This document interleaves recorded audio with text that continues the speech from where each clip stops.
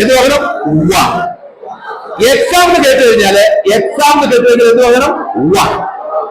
എടാ ഞാനൊരു കാര്യം ചോദിച്ചോട്ടെ, വളരെ സിമ്പിൾ ആയിട്ട്.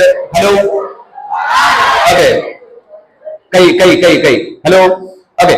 ഒരു കാര്യം ചോദിക്കട്ടെ, ശരിക്കും എക്സാം എന്ന് പറയുന്ന ഒരു പ്രതിഭാസം ഉള്ളതിന്റെ പേരിലല്ലേ നമ്മളൊക്കെ വേറൊരു ലെവലിലേക്ക് പോകുന്നത്? എടാ എന്നെ സംബന്ധിച്ചിടത്തോളം ഞാൻ ഇവിടെ വളരെ കൂളായിട്ട് പറയുന്നു, എനിക്ക് MA എക്കണോമിക്സ് ഉണ്ട്, MA സോഷ്യോളജി ഉണ്ട്, MA സൈക്കോളജി ഉണ്ട്, MPhil ഉണ്ട്, മെഡിക്കൽ സൈക്കാട്രിക് സോഷ്യൽ വർക്കിൽ PhD ഉണ്ട്, സൈക്കോളജിയിൽ 4 PG ഡിപ്ലോമകളുണ്ട്, ഓക്കെ, 5 സർട്ടിഫിക്കേഷൻ കോഴ്സുകളുണ്ട്. ഇതൊക്കെ ഞാൻ ഇവിടെ നെഗളിച്ച് അഹങ്കരിച്ച് പറയുന്നത് എന്തുകൊണ്ടാ? Because I did write many exams and I did pass these exams. That's the reason I got the degrees. Yes or no? Simple അല്ലേടാ എന്ന് പറഞ്ഞ് നിങ്ങൾ എൻട്രൻസിന് വേണ്ടി പഠിക്കുന്നത്, നിങ്ങൾ ഏതെങ്കിലും ഒരു ഫീൽഡിലേക്ക് എത്തിക്കഴിയുമ്പോൾ അന്ന് എനിക്കൊരു എക്സാം ഉണ്ടായിരുന്നതിന്റെ പേരിൽ, അന്ന് എനിക്ക് അത് എഴുതേണ്ടി വന്നതിന്റെ പേരിലാണ് now I am in this particular field എന്ന് ചിന്തിക്കും. Yes or no? എക്സാം എന്ന് പറയുന്നതാണ് ബെസ്റ്റ്. നിങ്ങൾ ആലോചിക്കേ, ഓട്ടം എന്ന് പറയുന്ന ഒരു കുറെ പേർ ഓടാൻ പോവാണ്. ഈ ഓടാൻ പോകുന്ന സമയത്ത് ഓട്ടത്തെ അതൊരു എക്സാമിനേഷൻ ആണ് അല്ലേ? ഓടുക.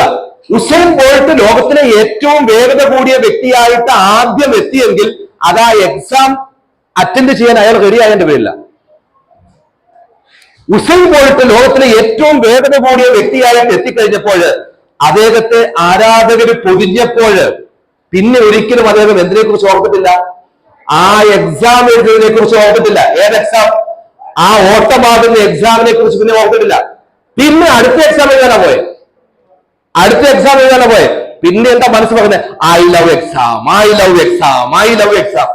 ഇത് നിങ്ങളുടെ മനസ്സിലുണ്ടാവണം. Are you ready? ഒരു വ്യക്തി ഏതെങ്കിലും ഒരു പോസിറ്റീവ് ആയിട്ടുള്ള കാര്യം ബ്രെയിനിൽ ചിന്തിക്കുന്ന സമയത്ത് ഹോൾ ബോഡി അതിനനുസരിച്ച് മാറും. അതിന് പറയുന്നതാണ് സൈക്കോസോമാറ്റിക് ഇമ്പാക്ട്. പേര് പറഞ്ഞേ. ഞാനൊരു സംശയം ചോദിക്കട്ടാ, നിങ്ങൾക്ക് ഏറ്റവും ഇഷ്ടപ്പെട്ട ഒരു ഭക്ഷണത്തിന്റെ പേര് പറഞ്ഞേ. ചിക്കൻ. അതെ അതെ, ഓക്കെ. ചിക്കൻ ഇഷ്ടമുള്ള പാകത്ത് പൊരിച്ച സൂപ്പർ ചിക്കൻ. ഓക്കെ, ശരി. നിങ്ങൾക്ക് വേറൊരു ഭക്ഷണമാണെന്ന് വിചാരിക്കുക. ആ ഇഷ്ടപ്പെട്ട ഭക്ഷണം ഒന്ന് കണ്ണടച്ച് പിടിച്ച് നോക്കേ. ഓക്കെ, ഓർത്തു. ശരി, വായി വെള്ളം വന്നോ? കുറച്ചൊക്കെ കുറച്ചു പേർക്കൊക്കെ വന്നു. ഹലോ. ചില കാര്യങ്ങൾ, ഭക്ഷണത്തെ കുറിച്ച്, ഐസ്ക്രീമിനെ കുറിച്ച് വിശന്നിരിക്കുന്ന സമയത്ത് ഓർക്കുമ്പോൾ വെള്ളം വരാറില്ലേ? ഉണ്ടല്ല? അത് ഒരു തോട്ട്സ് വന്നു.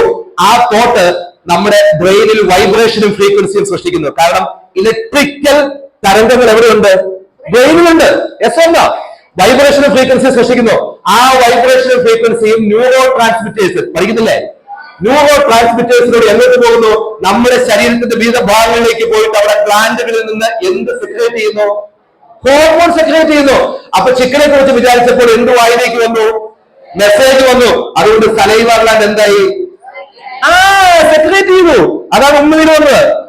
എന്ന് പറഞ്ഞതുപോലെ ഐ ലവ് എക്സാം എന്ന് പറയുമ്പോൾ ബ്രെയിൻ സ്റ്റിമുലേറ്റഡ് ആവും. ഐ ലവ് എക്സാം എന്ന് പറയുമ്പോൾ മെമ്മറി ശക്തമാവും. ഐ ലവ് എക്സാം എന്ന് പറയുമ്പോൾ കോൺഫിഡൻസ് ശക്തമാവും. പോസിറ്റീവ് സെൽഫ് അഫർമേഷൻ ഇതിന് പറയുന്നത് I love exam. Hello, yes or no? പിന്നെ വേറെ ലെവലിലായിരിക്കും നമ്മൾ പെർഫോം ചെയ്യുക. ഞാൻ പറഞ്ഞു വേറെന്താ? Positive self affirmation. 2 തരത്തിലുള്ള അഫർമേഷൻ ആണുള്ളത്. ഒരാൾ പറയാണ് അയാളെ കൊണ്ട് ഒന്നിനും കൊള്ളത്തില്ല, പൊട്ടനാണ്, മെമ്മറി ഇല്ല എന്നൊക്കെ പറഞ്ഞാൽ അതെന്താ? Negative self affirmation. Positive self affirmation എന്ന് പറയുന്നത് പോസിറ്റീവ് ആയിട്ടുള്ള കാര്യങ്ങൾ മനസ്സിൽ പറയുന്നതാണ് പോസിറ്റീവ് സെൽഫ് അഫർമേഷൻ.